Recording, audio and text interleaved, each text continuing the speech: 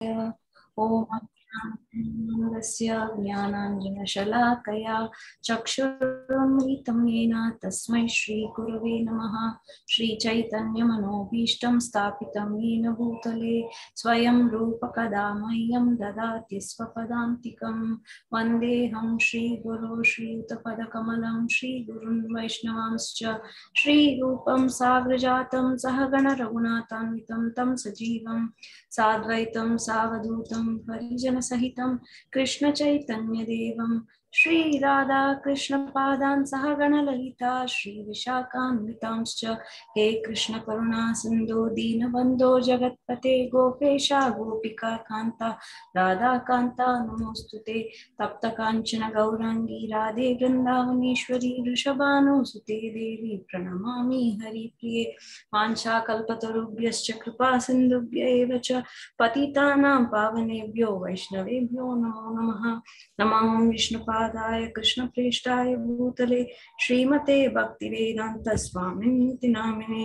नमस्ते सारस्वते देवे गौरवाणी प्रचारिणे निर्विशेष शून्यवादी पाश्चात्य देशतारिणे। जय श्री कृष्ण चैतन्य प्रभु नित्यानंद श्री अद्वैत गदाधर श्रीवासादि गौर भक्तवृंदा। हरे Krishna Krishna Krishna Hare Hare Hare Ram Ram Ram Hare Hare. So thank you for inviting me to your wonderful association.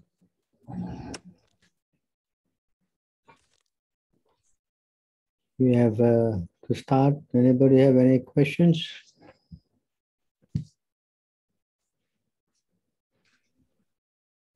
Shobha Mataji, Ram Prabhu, Payal Mataji, Kinjal Mataji, Baldev Prabhu, Nikhil. Any questions? No, Prabhu, nothing from my side. Yeah. Last week I asked you in our regular session that what is Swayam Rupa apart from other manifestations. Swayam Rupa. Yes. Swayam Rupa means the original form. Like how it is different from other manifestations? Krishna's original form has got complete 64 qualities, no? All the other form doesn't have the 64 qualities except the Swayam Rupa.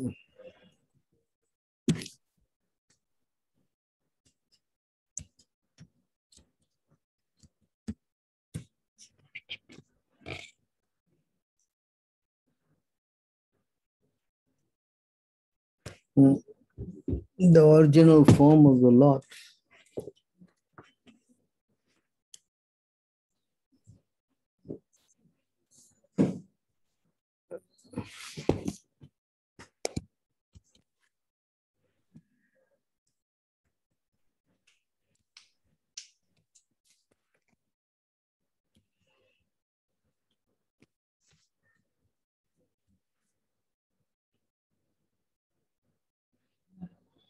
You want to read?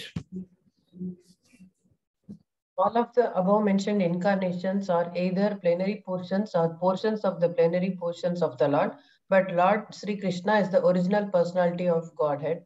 All of them appear on planets whenever there is a disturbance created by the atheist. The Lord incarnates to protect the theists.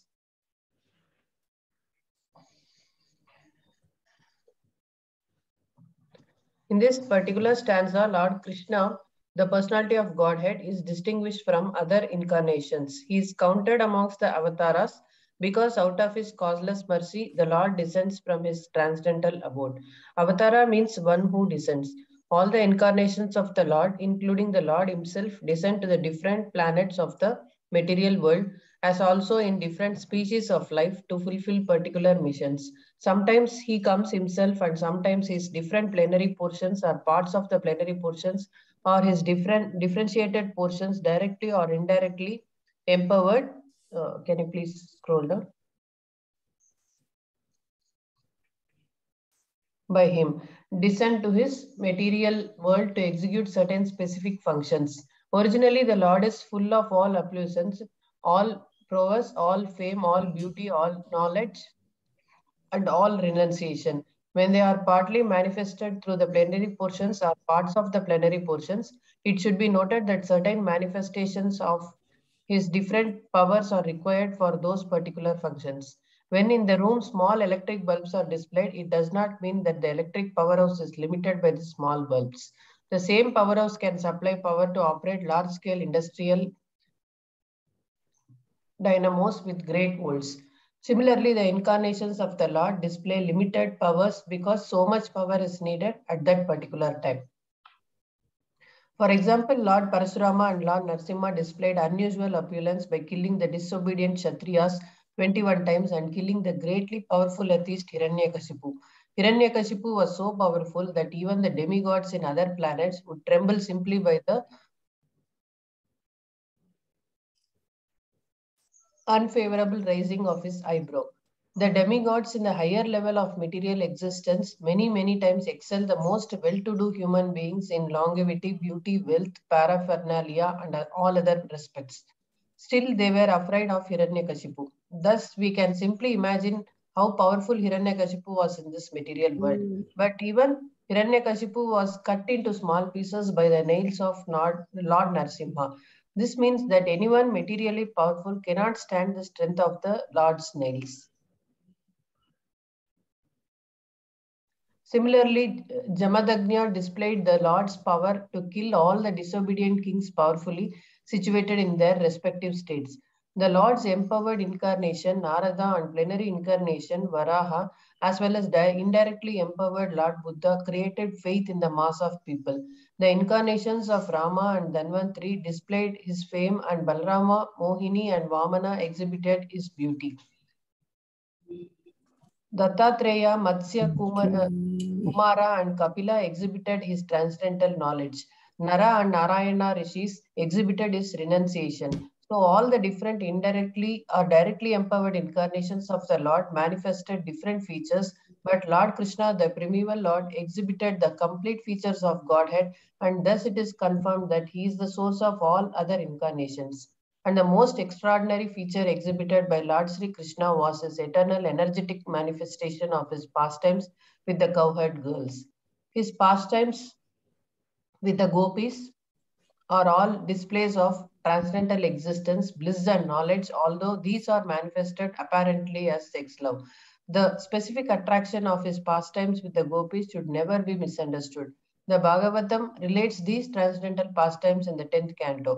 And in order to reach the position to understand the transcendental nature of Lord Krishna's pastimes with the gopis, the Bhagavatam promotes the student gradually in 9 other cantos.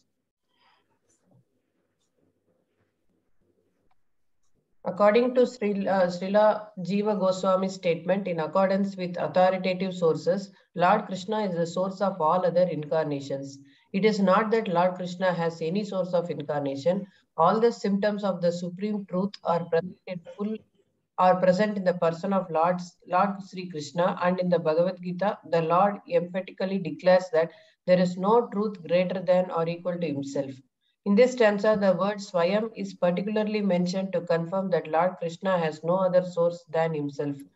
Although in other places, the incarnations are described as Bhagwan because of their specific functions, nowhere are they declared to be the Supreme Personality. In this stanza, the word Swayam signifies the supremacy as the Sammam Bonam. The Sammam Bonam Krishna is one without a second.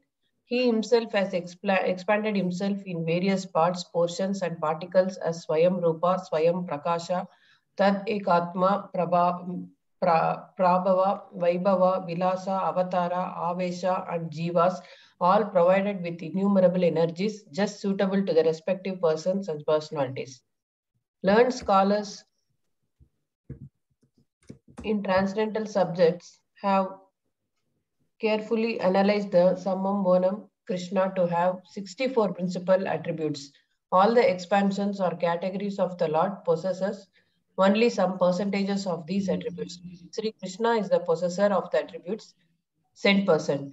and his personal expansions such as Swayam Prakasha and Tat Ekatma up to the categories of the avatars who are Vishnu Tattva possess up to 93% of these transcendental attributes. Lord Shiva, who is neither Avatara nor Avesha nor in between them, possess almost 84% of the attributes. But the Jivas or the individual living beings in different statuses of life possess up to the limit of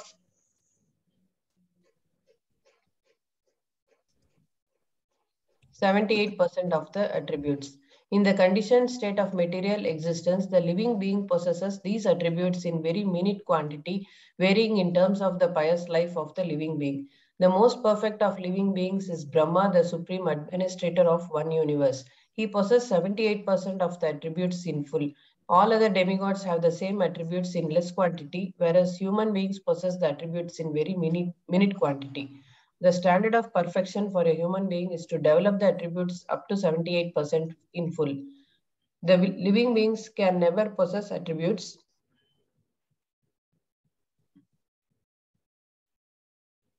like Shiva, Vishnu, or Lord Krishna. A living being can become godly by developing the 78% transcendental attributes in fullness, but he can never become a god like Shiva, Vishnu, or Krishna.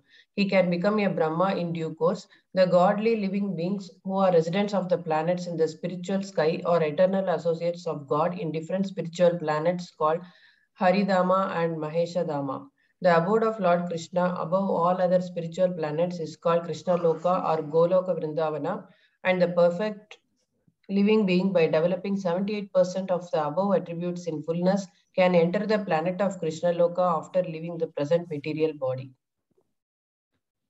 So you understand what is Swayam Rupa? Yes, Prabhu.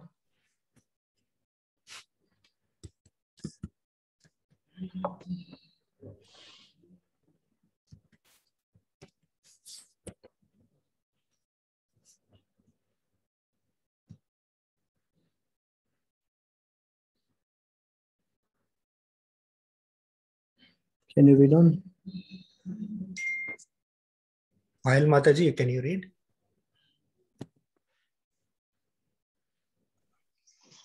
Hare Krishna Prabhuji. These qualities are sometimes very minutely exhibited in living beings, but they are fully manifested in the Supreme Personality of Godhead. Purport. This verse is found in Bhakti Rasamrit Sindhu 2.1.30, Living entities are part and parcel of Supreme Personality of Godhead, as Lord Krishna stated in Bhagavad Gita 15.7.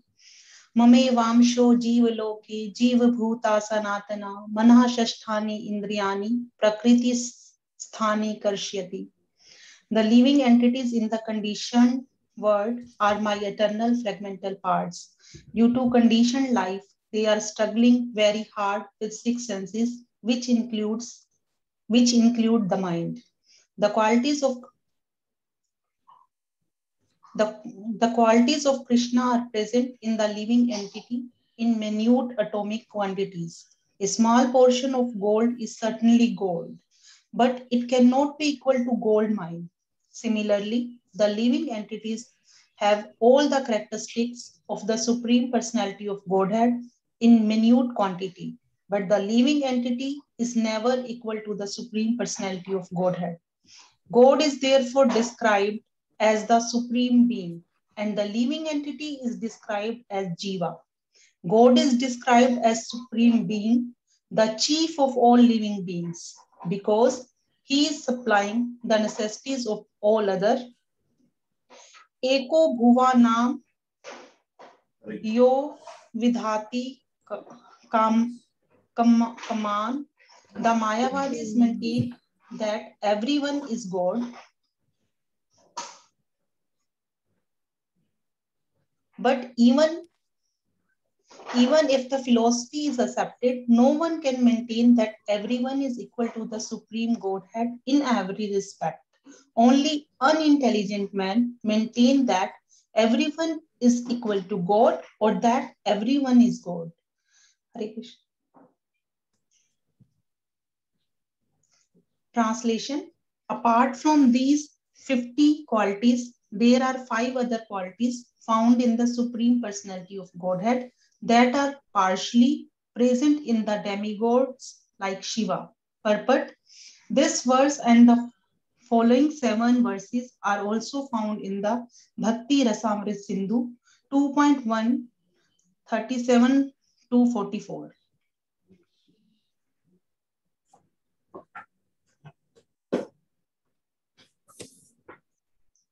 Translation: these qualities are: the Lord is always situated in his original position. He is omniscient. He is always fresh and youthful. He is concentrated form of eternity, knowledge, and bliss. He is the possessor of all mystic perfection. There are another 5 qualities which exist in the Vaikuntha planet in Narayana, the Lord of Lakshmi. These qualities are also present in Krishna, but they are not present in demigod like the Lord Shiva or in other living entities. These are: the Lord possesses inconceivable supreme power. He generates innumerable universes from his body. He is the original source of all incarnations. He bestows salvation upon enemies. He kills, and he has the ability to attract exalted persons who are satisfied in themselves. Although these qualities are present in Narayana, the dominating deity of the Vaikuntha planets, they are even more wonderfully present in Krishna.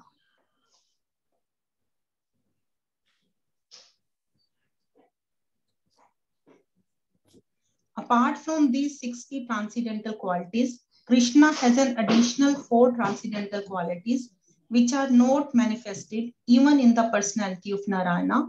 These are: Krishna is like an ocean filled with waves of past times that evoke wonder within everyone in 3 words.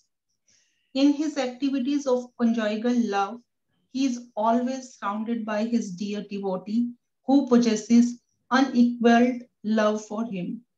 He attracts the mind of all 3 worlds with the melodious vibration of his flute. His personal beauty and opulence are beyond compare. No one is equal to him, and no one is greater than him. Thus, the personality of Godhead astonishes all living entities, both moving and non-moving, within the 3 words. He is so beautiful that he is called Krishna.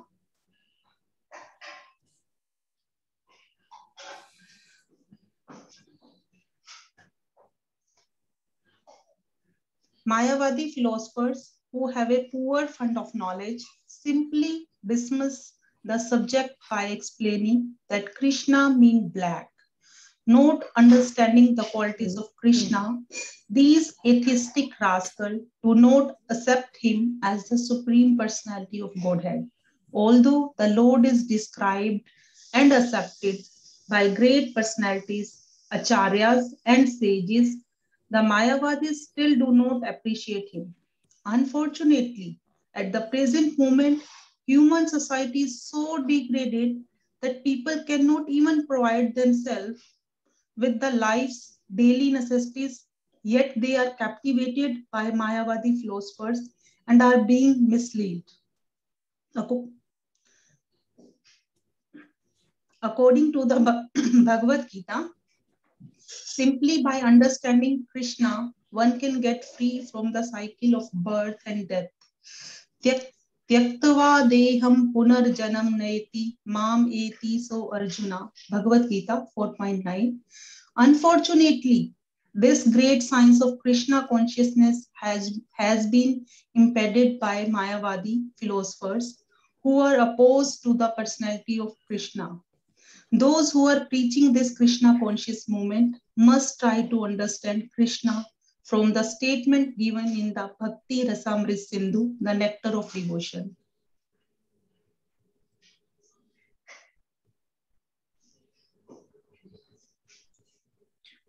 Kinjal Mataji, can you read?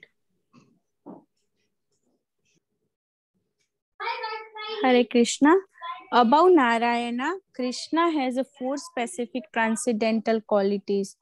His wonderful pastimes and abundance of the wonderful associates who are very dear to him, like the gopis. His wonderful beauty and the wonderful vibration of his flute. Lord Krishna is a more exalted than ordinary living being and a demigod like Lord Shiva. He is even more exalted than his personal expansion Narayana. In all, the Supreme Personality of Godhead has 64 transcendental qualities in full. So you can see from all these verses that how Krishna is the Supreme Personality of Godhead. That's why he's called Etachamsa Kala Pumsham Krishnastu Swayam Bhagavan.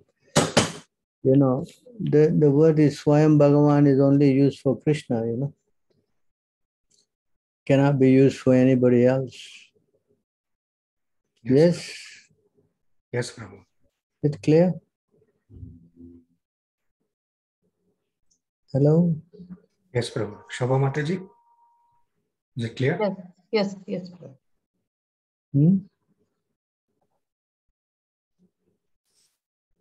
Any other questions? There is one more question, Prabhu. Is there difference between Advaita Vedanta and Krishna consciousness? If so, what are the differences? What's that again? It is in the chat. Is there difference between Advaita Vedanta and Krishna consciousness? If so, what are the difference? Advaita means impersonalism. That we read in this chapter, no, many times, right? They think that the living entity can become God, you know. The living entity and God are one. You cannot become God. And that is the Advaita philosophy. It says here in this Bhagavad Gita, it says that you merge with God.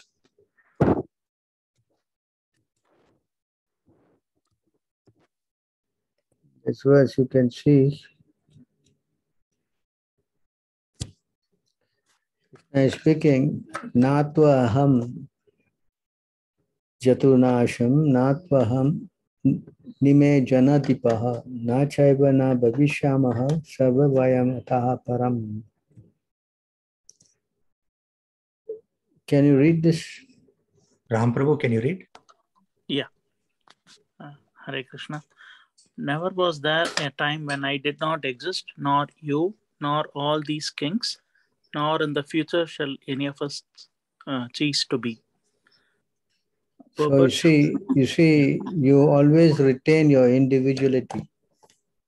They say you merge with God and you become one with God. That is Advaita. But here Krishna is speaking otherwise. He says you always will be an individual.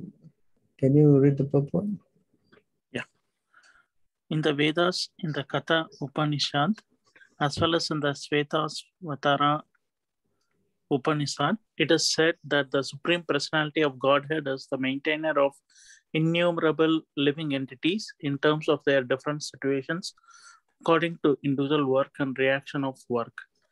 That Supreme Personality of Godhead is also by his plenary portions alive in the heart of every living entity. Only saintly persons who can see within and without the same Supreme Lord can actually attain to perfect and eternal peace.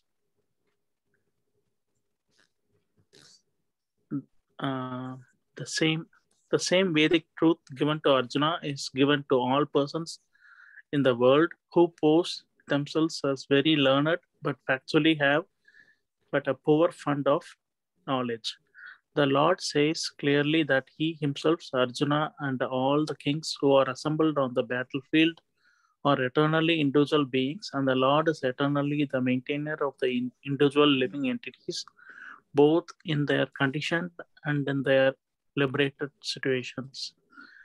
The Supreme Personality of Godhead is the Supreme Individual Person, and Arjuna, the Lord's eternal associate, and all the kings assembled there are individual eternal persons. It is not that they did not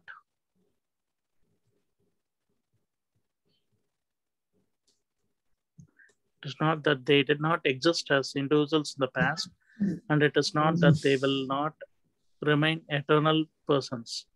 Their individuality existed in the past, and their individuality will continue in the future without interruption. Therefore, there is no cause for lamentation for anyone. The Mayavadi theory that after liberation, the individual soul, separated by the covering of Maya or illusion, will merge into the impersonal Brahman and loses its individual existence is not supported herein by Lord Krishna, the supreme authority.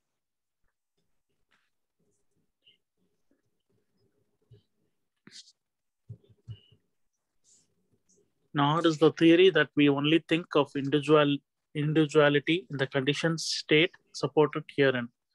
Krishna clearly says herein that in the future also the individuality of the Lord and others, as it is confirmed in the Upanishads, will continue eternally. This statement of Krishna's is authoritative because Krishna cannot be subject to illusion. If individuality were not a fact, then Krishna would not have stressed it so much even for the future. The Mayavadi may argue that the individuality spoken of by Krishna is not spiritual but material. Even accepting the argument that the individuality is material, then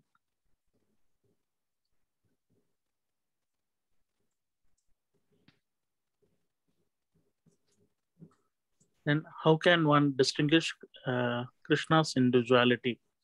Krishna affirms his individuality in the past and confirms his individuality in the future also. He has confirmed his individuality in many ways, and the impersonal Brahman has been declared to be subordinate to him. Krishna has maintained spiritual individuality all along. If he is accepted as an ordinary conditioned soul in individual consciousness, then his Bhagavad Gita has no value as authoritative scripture. A common man with all the 4 defects of human frailty is unable to teach that which is worth hearing. The Gita is above such literature. No mundane book compares with the Bhagavad Gita. When one accepts Krishna as an ordinary man, the Gita loses all importance. The Mayavadi argues that the plurality mentioned in this verse is conventional and that it refers to the body. But previous to this verse, such a bodily conception is already condemned. After condemning the bodily conception of the living entities, how was it possible for Krishna to place a conventional proposition on the body again? Therefore, individuality is maintained on spiritual grounds and is thus confirmed by great acharyas like Sri Ramanuja and others. It is clearly mentioned in many places in the Gita that this spiritual individuality is understood by those who are devotees of the Lord. Those who are envious of Krishna as the Supreme Personality of Godhead have no bona fide access to the great literature. The non-devotee's approach to the teachings of the Gita is something like that of a bee licking on a bottle of honey. One cannot have a taste of honey unless one opens the bottle. Similarly, the mysticism of the Bhagavad Gita can be understood only by devotees and no one else can taste it.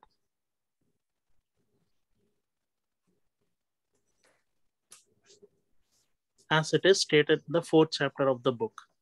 Nor can the Gita be touched by persons who envy the very existence of the Lord.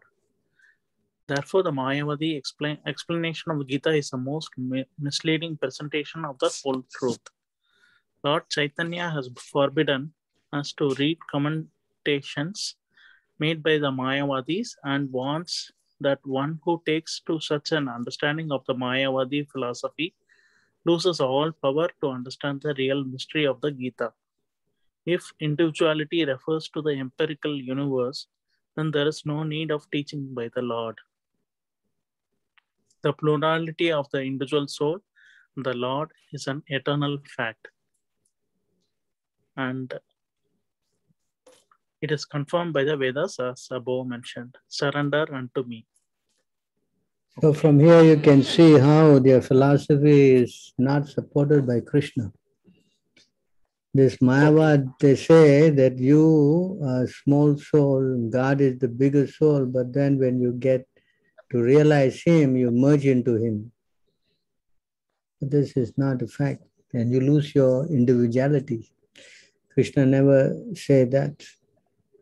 So therefore, this Mayavadis mean their knowledge is stolen by Maya. That's why they are called Mayavadis. Oh, okay. You understand? This term yes, Mayavadi is used because their intelligence is stolen by Maya. You follow? Yes, so creating all this crazy philosophy that you and God can become one. Just now we read the qualities of God, correct? Yes. The living entity has minute qualities, cannot go beyond 50%. Correct? 50 qualities, correct? That also only correct. In Lord Brahma you have that quality. Not every soul has that quality. Correct? Yes, Prabhu. Yeah. So how you can develop 64 qualities? Can you run around with the flute and make universes and all these things possible? No. No. No. This is pure nonsense. You understand? That's why they are called Mayavads. You follow? People are teaching these things, that you merge into the Brahman and become one. And it says even you merge also, because you don't know, you don't accept the lotus feet of the Lord, you fall down. Correct? Yeah. Yes, Prabhu. It says here in this verse, you can see, those Mayavadis who don't accept the supremacy of Krishna, because they are not catching hold of the lotus feet of the Lord, even though they climb to the highest ladder of devotional service, but because they are not holding on to the Lord's feet, they fall down. Yeah.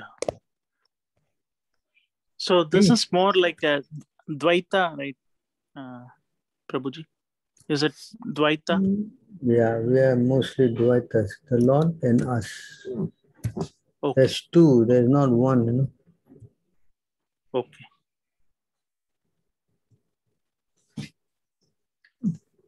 Can you read that?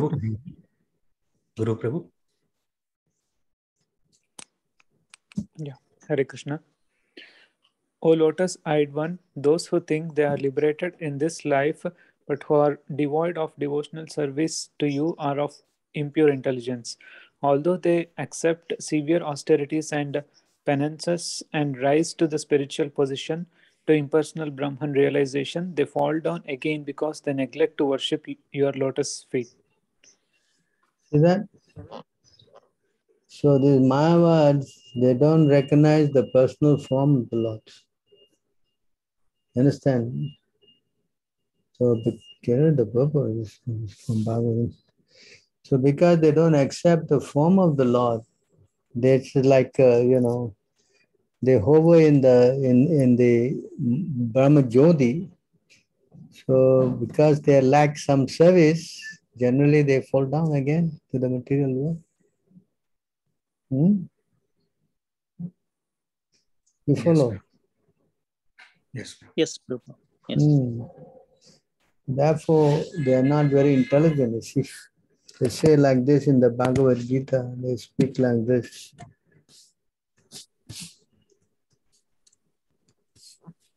This is how they interpret Krishna is speaking.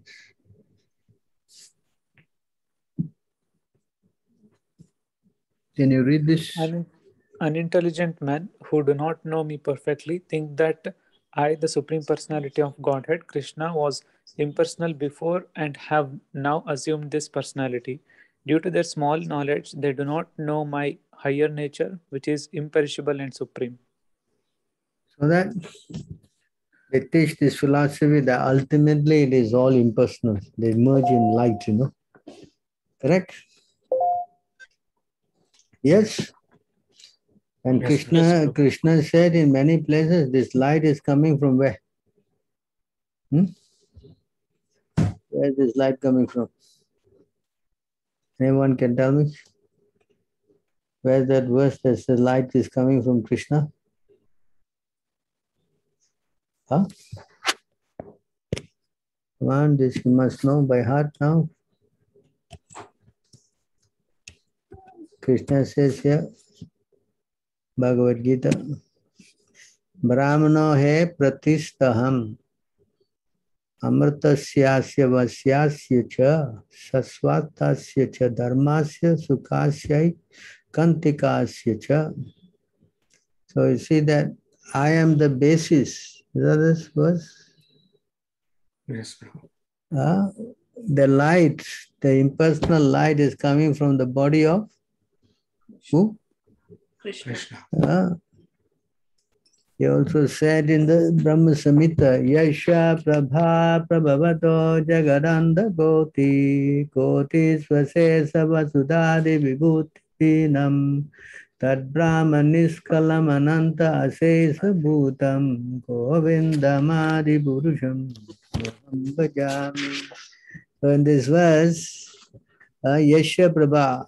Yasha Prabha means light, Yasha, from your light, from your body, this light is coming and that is lighting up all these universes. Can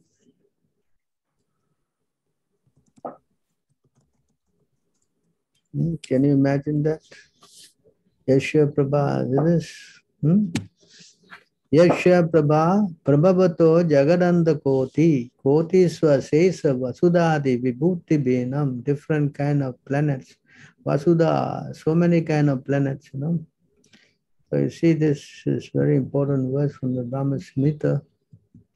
I worship Govinda, the primeval Lord, who's effulgent. Is that? Who's effulgent? Krishna's bodily effulgence is the source of the non-differentiated Brahman mentioned in the Upanishad, being differentiated from the infinity of the glories of the mundane universe, appears as indivisible, infinite, limitless truth. So from him, the light is lighting up all the universes. Right? Yes. It's coming from whose body? Krishna's body. Understand? So this so-called Mayavad, their philosophy is not complete, Yes, Prabhu. Okay, Krishna is also saying here, this is from Ishopanishad. Hiranmayena patrena satyasya pihitam mukam tattvam pushan apavarno satya dharmaya dustaye. O Lord, O my Lord, sustainer of all that lives, your little face is covered by your dazzling effulgence. Kindly remove that covering and exhibit yourself to your pure devotee. So you can see from here, yes? Yes, Prabhu. Yes. So this Advaita philosophy, you see, God is understood in three ways, This Brahman realization is the beginning, What is that verse? Vedanta.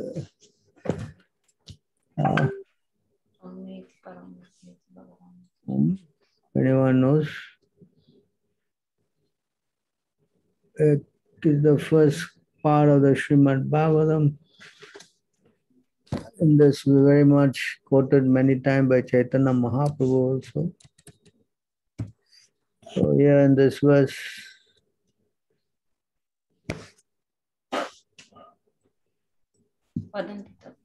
Vadanti tattva vida tattvam ya jnanam advayam brahmeti paramatmeti bhagavaniti sabdayati. God is realized three ways, Brahman first, and then as Paramatma, and then as Bhagavan.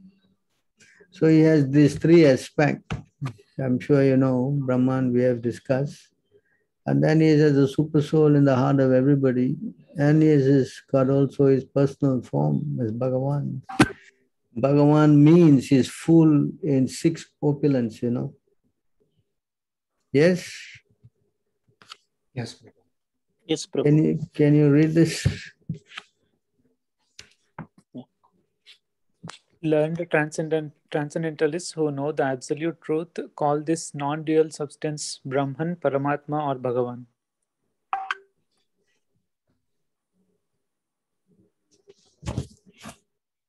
The absolute truth is both subject and object, and there is no qualitative difference there. Therefore, Brahman, Paramatma, and Bhagavan are qualitatively one and the same. The same substance is realized as impersonal Brahman by the students of the Upanishads, as localized Paramatma by the Hiranyagarbhas or the yogis, and as Bhagavan by the devotees. In other words, Bhagavan or the personality of Godhead is the last word of the absolute truth. Paramatma is the partial representation of the personality of Godhead, and impersonal Brahman is the glowing effulgence of the personality of Godhead, as the sun rays are to the sun god. Less intelligent students of either of the above schools sometimes argue in favor of their own respective realization, but those who are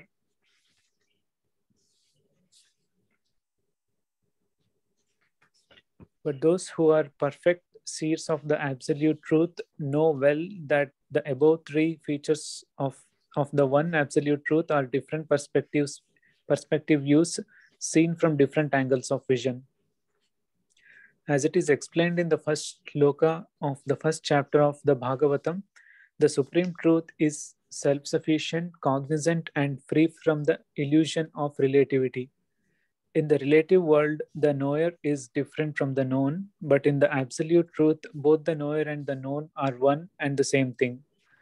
In the relative world, the knower is the living spirit or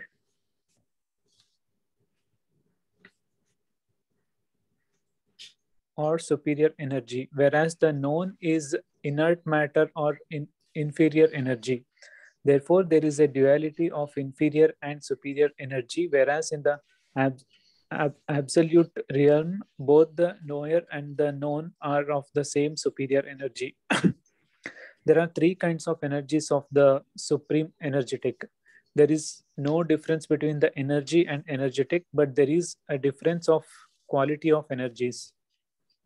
The absolute realm and the living entities are of the same superior energy, but the material world is inferior energy.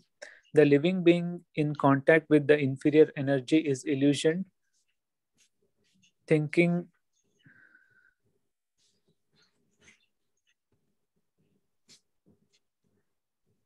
he belongs to the inferior energy. Therefore, there is the sense of relativity in the material world. In the absolute, there is no such sense of difference between the knower and the known, and therefore everything there is absolute. So you can see the three aspects of God, First case is like Prabhupada give the example of the sunshine, The sunshine, someone thinks that the sunshine is the sun, then his understanding is not very complete. So one who knows that the sunshine and then who knows that the sun planet, then his understanding is, more complete because there's the planet that's giving out the light. So that is called the Paramatma realization.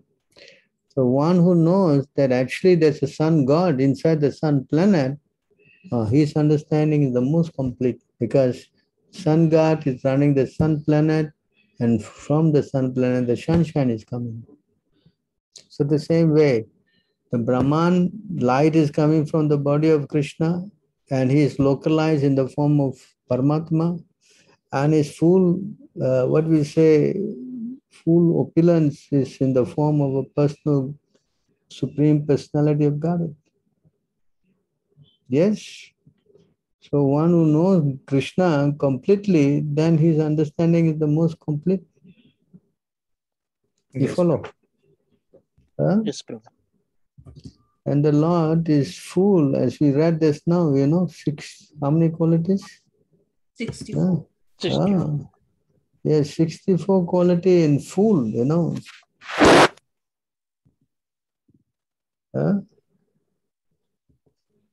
So you have to understand Krishna is supreme personality of Godhead through and through. So these Advaitis, they don't know these things. And these Mayavadis, they completely belittle the Lord, you know. They think that God is some ordinary person. Just now we read the verse, no? 7:24, correct? They call those who are not intelligent. Yes? Yes. So they think they can become gods. That's an illusion. Can you become God at any time? Huh? No. Krishna is saying, in the Bhagavad Gita, Krishna is saying,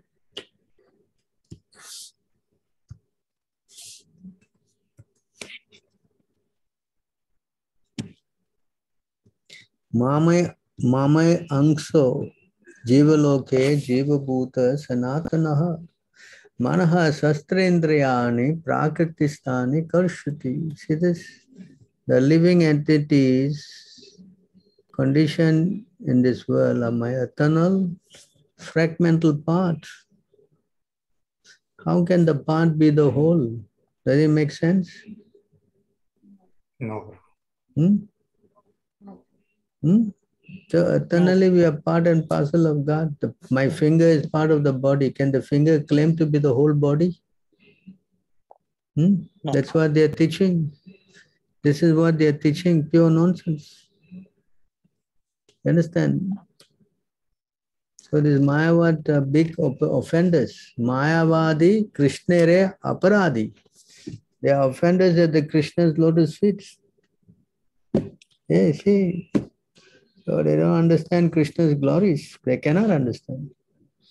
So these Advaitis, there are a lot of them actually. Krishna says many of them mostly are impersonalists, you know.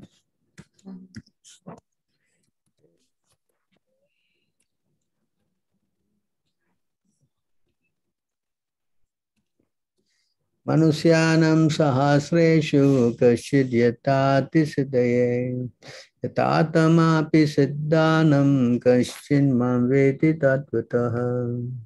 There are many thousands of men among men, one may endeavor for perfection. And now those who have achieved perfection, hardly one knows me in truth.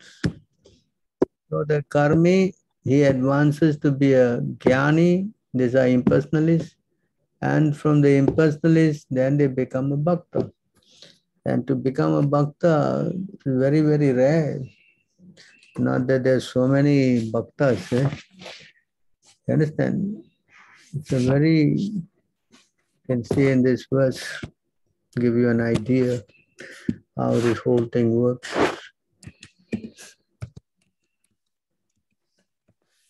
I can see this. Anyone wants to read this? Nikhil Prabhu, do you want to read? In this universe, there are limitless living entities in 8.4 million species, and all are wandering within this universe. Purport. This is a challenge.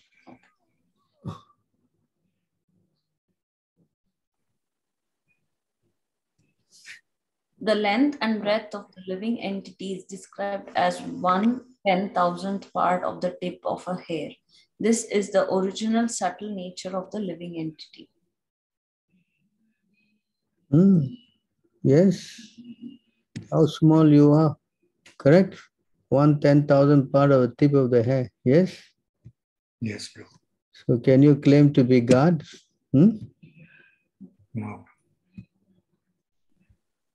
Read on. Read on. Nikhil Prabhu, you can read. Sure, I can read.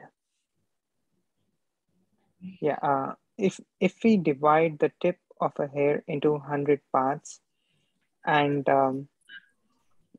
then take one of these parts and divide it again into 100 parts, that very fine division is the size of but one of the numberless living entities. They are all Sitkana particles of spirit, not matter. So you take the hair and divide it again to 100 parts, one small part, that means 1/10,000th tip of the hair. That's the size of the soul. So you can read the purport. I'm just going very quickly. If you divide the tip of a hair into 100 parts and then take one part and divide into another 100 parts, that is 10,000 part of the dimension of the living. This is the Vedic of the chief Vedic mantras. This all are supported by Shastra. Can you read on, please? Sure.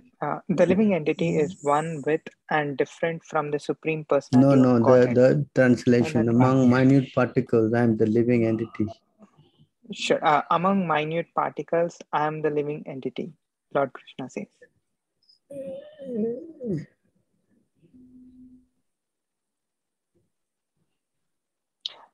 O Lord, although the living entities who have accepted material bodies are spiritual and unlimited in number, if they were all pervading, there would be no question of either being under your control. If they are accepted, however, as particles of the eternally existing spiritual entity, as part of you who are the Supreme Spirit whole, we must conclude that they are always under your control.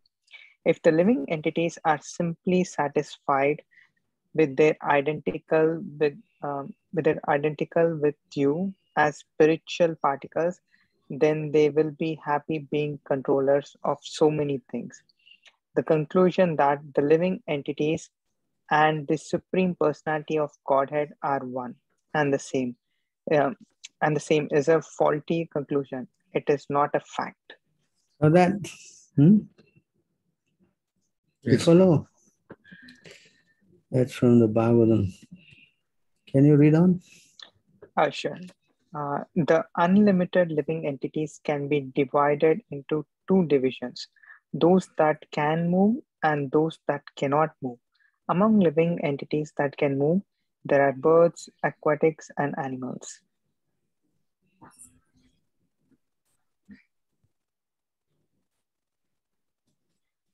Although the living entities known as human beings are very small in quantity, that division may be still further subdivided, for there are many uncultured human beings like Mlechas, Pulindas, Baudas, and Shabaras. So Mlechas are meat eaters, Pulindas are the Greeks, Baudas are those who follow the Baudic philosophy, Buddha philosophy, and Shabaras are all mountain people. Among human beings, those who are followers of the Vedic principles are considered civilized. Among these, almost half simply give lip service while committing all kinds of sinful activities against these principles. Such people do not care for regulative principles. So you see, this exactly happens. You see, although in India many people are following the Vedic system, but many of them are just, among this is what they are doing. Correct? Yes, true. Yeah, such people do not care for regulative principles. They don't even know actually. Yeah. A lot of people do gambling, drinking. All nonsense. Among the followers, read on, please. Yes. Among the followers of Vedic knowledge, most are following the process of fruitive activity and distinguishing between good and bad work. Out of many such sincere fruitive actors, there may be one who is actually wise. So this is referring to the karmis, those people who are doing all kind of work. They think work is worship, And among them, the one who's intelligent, who knows that was Brahman, lights. So that kind of person is very few. So among those who are working, that's most karmis, we call them. So you see here, read on, please. Out of many millions of such wise men, one may actually become liberated, mukta. And out of many millions of such liberated persons, a pure devotee of Lord Krishna is very difficult to find. Yes? Yes, true. So there are many, many impersonalists. Practically, the whole world is full of impersonalists. But a devotee of Krishna, oh, it's very rare. That's why in this verse, it's a very important verse from the Bhagavatam. Krishna Bhakta Niskama Teva Santa Bhukti Mukti Siddhi Kami Sakhile Asanta. Read on. Yeah, because of devotee of Lord Krishna is desireless, he is peaceful. Fruitive workers desire material enjoyment. Jnanis desire liberation and yogis desire material opulence. Therefore, they are all lusty and cannot be peaceful. So there's a difference between the devotee and the non-devotees. The non-devotees, they're never peaceful because they desire so many material facilities. And those who want to merge with him, that also a desire. They want to become one with him. But the devotee, they don't want anything. They just want to serve the Lord. Therefore, they are most peaceful. You know? And here it says, this is a famous verse, Muktanamapi Siddhanam Narayana Parayana Sudullabha Prasantatma Koti Swapi Mahamune. This is from the Bhagavatam. You want to read that? Oh, great sage. Sure. Yeah. Oh, great sage, out of many millions of materially liberated people who are free from ignorance, and out of many millions of siddhas who have nearly attained perfection, there is hardly one pure devotee of Narayana. Only such a devotee is actually completely satisfied and peaceful. So you see this purport, this verse, only when you become a devotee of Krishna, you are completely peaceful. And to become a devotee of Krishna, millions and millions of materially liberated people, free from ignorance. And out of many millions of siddhas, those who are trying to become perfect, hardly one is a pure devotee of Krishna. See how much the devotee who realized Krishna is so rare. Yes? Yes, Prabhu. Yes, Prabhu. It is not something so cheap, You follow? Yes. So this coming a devotee is not, such a... You can see here, they all are wondering. Can you read on? According to their karma, all living entities are wandering throughout the entire universe. Some of them are being elevated to the pure planetary systems, and some are upper planetary systems, and some are going down into the lower planetary systems. Out of many millions of wandering living entities, one who is very fortunate gets an opportunity to associate with a bona fide spiritual master by the grace of Krishna. By the mercy of both Krishna and the spiritual master, such a person receives the seed of creeper of devotional service. So you see, this is the... Unless you get the mercy of a pure devotee, then you cannot understand this Bhagavan form of the Lord, Neither can you come out of this mess that we are stuck in. Yes? Yes, Prabhu. Yes, Prabhu. So all this Vedanta, Advaita and all only become confusion. Correct? Yes, Prabhu. Yes. Yes, Prabhu. Veda Anta means the end of Veda. Krishna says, I am the end of the Vedas. Yes? Yes. Yes, Prabhu. Where is the verse, Yes, 15.15. Sarvasya Cha.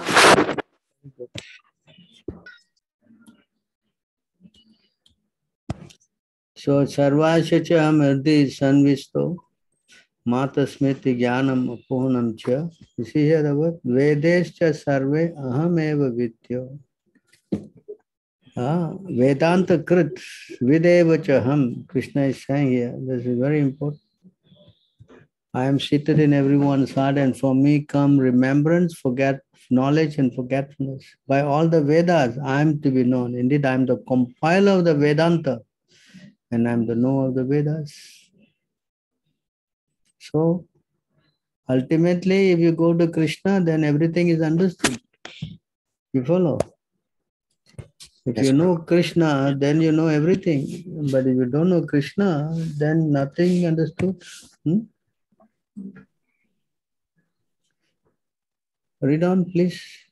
Whoever knows... Oh, sorry, go ahead. Go ahead, sir. Whoever knows me as a Supreme Personality of Godhead without doubting is the knower of everything. He therefore engages himself in full devotional service to me, O son of Bharata. So this is the point. If you know Krishna, then yes, you know everything.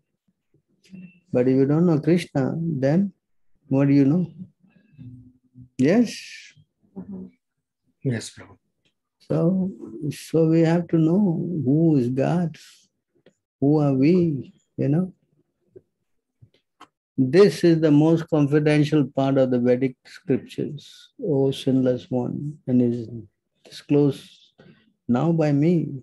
Whoever understands this will become wise, and his endeavors will know perfection.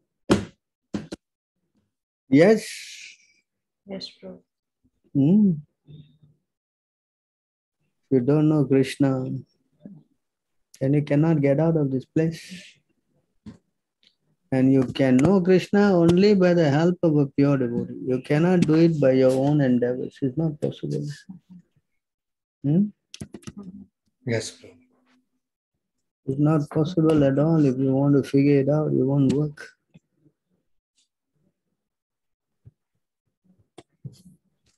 Mamta Mataji, can you read? Hare Krishna. Unless one is favored by a pure devotee, one cannot attain the platform of devotional service. To say nothing of Krishna Bhakti, one cannot even be relieved from the bondage of material existence. Yes. Yes, Prabhu. So if you don't have the shelter of a pure devotee, then forget it. Going on and on and on in the material world. You never know when you can get another chance. Yes? Yes, Prabhu. Yes, Prabhu. So, I have explained these three aspects. What is that? Advaita, Vedanta, and Krishna consciousness. Yes? Yes, Prabhu. Thank you. Clear or not clear? It's clear, Prabhu. Thank you. Therefore, chanting Hare Krishna should be the number one business. If you don't chant, then it's very difficult to get out of this mess. Yes? Yes, Prabhu. Yes, Prabhu. You cannot, Krishna will not reveal himself to you unless you call him. Hare Krishna, Krishna Krishna, Hare Hare, Hare Rama, Rama Rama, Hare Hare. This is the secret, you know. Yes? Yes, Prabhu. You cannot understand Krishna without the help of a devotee. Just like here in this verse, it says here, everybody knows this verse, right? Bhagavad Gita, you know this verse, right? Everybody knows this, right? Janma karma cha me devyam evam yoveti tatpata tyaktva deham punarjanma nahi te mameti so juna. This was so popular, right? Prabhupada quoted this 1,000,000 times. You says here, right? Mamta Mataji, can you read? Yes, Mata. One who knows the transcendental nature of my appearance and activities does not, upon leaving the body, take his birth again in this material world, but attains my eternal abode, O Arjuna. Correct. Oh, I know Krishna, yes? They all think like that. but you cannot know Krishna because all these activities of Krishna, like his pastimes and all, they have to be, see, the same verse is here also. In the 11th canto, this verse is there. Anyone want to read? Go ahead, Mataji. Yeah. My dear Uddhava, narrations of my pastimes and qualities are all auspicious and purify the entire universe. A faithful person who constantly hears, glorifies, and remembers such transcendental activities, who through dramatic performances relieves my pastime, beginning with my appearance, and who takes full shelter of me, dedicating his religious, sensual, and occupational activities for my satisfaction, certainly obtains unflinching devotional service to me, the eternal personality of Godhead. The same verse, actually. But you see, there's a little difference in this verse. One who has obtained pure devotional service by association with my devotees always engages in worshipping me. Thus, he very easily goes to my abode, which is revealed by my pure devotees. So this is all has to be revealed by who? Pure devotees. You cannot go and figure it out, Because if you really understand Krishna's mystery, means you'll be attracted to him. You understand? Yes, Prabhu. You follow? Not that I know Krishna, yes, I know Krishna, but really is that you have to get attracted to Krishna. Then yes, your spiritual life is, I would say, established. But you are not attracted to Krishna, then how you will be attracted to all his activities? Right? Give a choice, to hear about Krishna or to watch Bollywood, which you prefer? Krishna. You prefer, but where your attraction goes?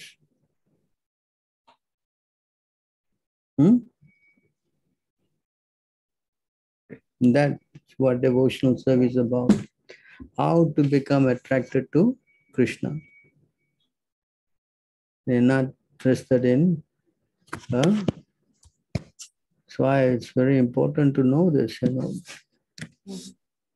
Right?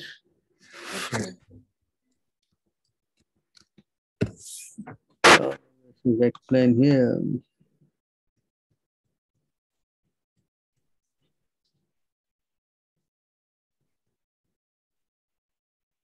Who are the pure devotees mentioned here? In an assembly of pure devotees, there is no question of discussing material subjects like politics and sociology. In an assembly of pure devotees, there is discussion only of the qualities, forms, and pastimes of the Supreme Personality of Godhead. He is praised and worshipped with full attention. In the association of pure devotees, by constantly hearing such topics respectfully, even a person who wants to merge into the existence of the absolute truth abandons this idea and gradually becomes attached to the service of Vasudeva. So that even if he wants to merge into the Lord, he will give up that idea if we associate with the pure devotees who are least interested in all this material subjects. Yes? Yes, Guru. So only a pure devotee can save us. So then that attraction for the Lord will develop in our heart, It's not something that is so cheap, It requires a lot of surrender, especially to a pure devotee. And if you don't have a guru, forget it, it's not going to work. It's not going to work. You understand? Yes, Guru. Then you can see here, without the help of a spiritual master, without initiation, then it is pointless.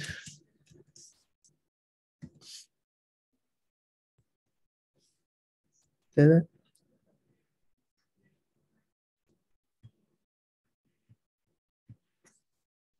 Can you read this? Unless one is initiated by a bona fide spiritual master, all his devotional activities are useless. A person who is not properly initiated can descend again into the animal species. This is a gamble you're taking. If you don't get yourself to chant 16 rounds and connect to Prabhupada, then I don't know. Yes? Yes, Prabhu. I'm not trying to frighten you or whatever, but these are the terms and conditions. If you want to get connected to Prabhupada, who is the Guru, I'm sure you all know is very bona fide. Yes? Yes, Prabhu. And it's to chant 16 rounds and follow the 4 principles. Correct? Yes, Prabhu. So if you don't want to come to this level, then you may miss the boat. I mean, anything can happen at the time of death, no? Yes? Yes. Yes, Prabhu. You want to take the chance? No. Prabhu, let me stay here for some more time, Prabhu. Some more millions of births. Some more millions of births. Correct. So you think again and think carefully. Better be serious though, because any moment we can die, especially nowadays. Death is around the door, you know. Yes? That's true. Here today and tomorrow you're gone. You're gone where? That's the question. It's not gone and finished, you know. Yes? Yes, Prabhu. All right. So I guess I have explained at length. Any further questions or comments?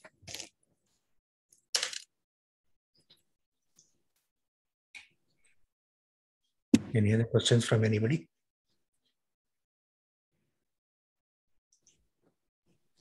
No problem. Thank you so much for the wonderful class. Thank you. Yeah, thank you very much. So who have been here for the first time? Nikhil Prabhu is for the first time. I'm for the first time, Prabhu. Thank you very much, Prabhu. So how you like the program? It is really excellent, Prabhu. It's really like eye-opener. So it's all from Prabhupada books, no? Yeah. Thank you for that opportunity, Prabhu. I think the others also from New Jersey are first time here, no? Class, huh? Is that? Yeah, for the class, first time, Prabhu. Yeah. How they like the class? I think there are 2 Matajis. Hare Krishna Prabhuji, please accept my humble obeisances. All glories to Srila Prabhupada.